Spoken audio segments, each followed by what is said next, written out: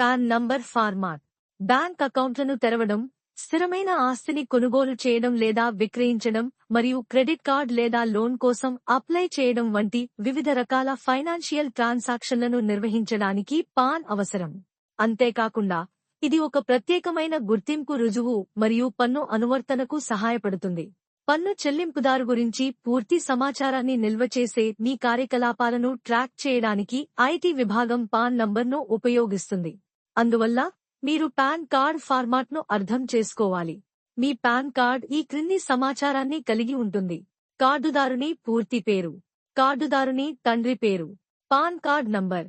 ఇది అక్షరాలు మరియు నంబర్లను కలిగి ఉన్న 10 అంకెల నంబర్. కార్డ్ హోల్డర్ సంతకం.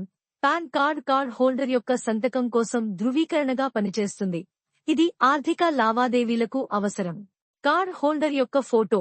వ్యక్తిగత పాన్ కార్డులు వీక్షణ ధృవీకరణగా కూడా పనిచేస్తాయి.